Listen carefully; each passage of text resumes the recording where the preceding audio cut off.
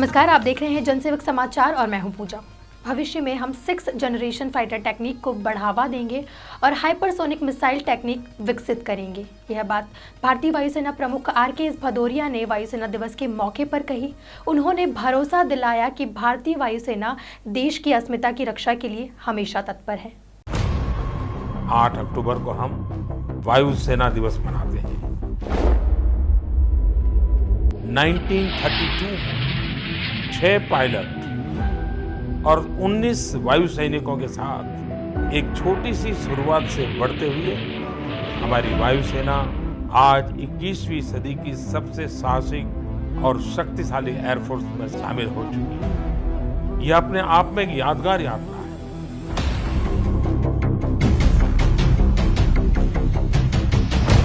हम भारतवासी हमारे सुरक्षा बलों के प्रति हमेशा गौरव और आदर का भाव रखते हैं। चाहे वो आर्मी हो, नेवी हो, एयरफोर्स हो, हमारे जवानों का साहस, वीरता, शौर्य, पराक्रम, बलिदान, हर देशवासी उनको सलाम करता है। 125 करोड़ देशवासी सुख चैन की जिंदगी जी सके, इसलिए वो अपनी जवानी देश के लिए कुर्बान कर देता है। देश के लिए अपनी सेवा देने वाले सभी एयर वॉरियर्स और उनके परिवारों का मैं अपने हृदय की गहराई से अभिनंदन करता हूं।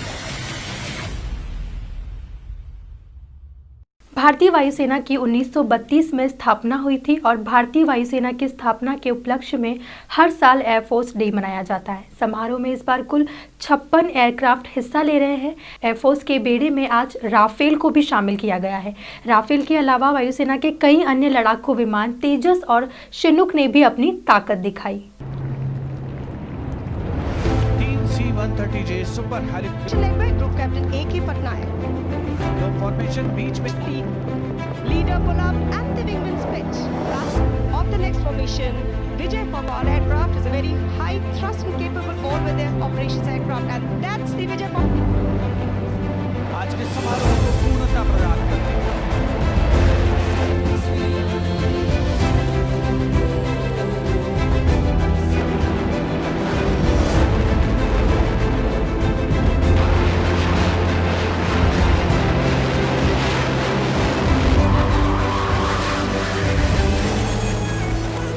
इस मौके पर वायुसेना प्रमुख आर.के.एस. भदौरिया ने संबोधित करते हुए कहा कि भविष्य में हम 6th जनरेशन फाइटर तकनीक को बढ़ावा देंगे। वहीं हाइपरसोनिक मिसाइल तकनीक को भी डेवलप करने से लेकर अल्ट्रा मॉडर्न ड्रोन सिस्टम को भी आर्म फोर्सेज में पैठ बढ़ाई जाएगी। उन्होंने देश को सुरक्षा का आश्वासन भी दिया।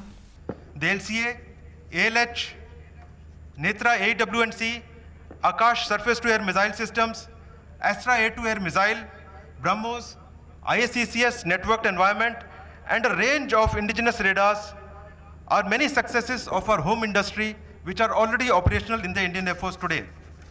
For the future, we have initiated processes for developing indigenous combat systems with 6th generation technologies, including directed energy weapons, smart wingman concept, optionally manned combat platforms, swarm drones, hypersonic weapons, to name a few.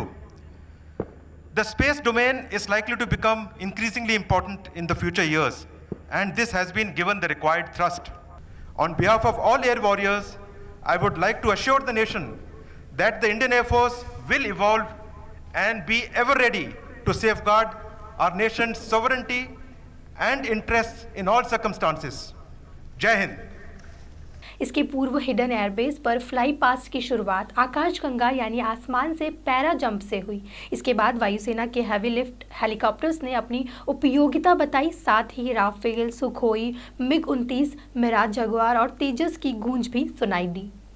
वायुसेना दिवस पर हमारे जांबाजों के कारनामे देख दुश्मन की रूह जरूर कांपेगी।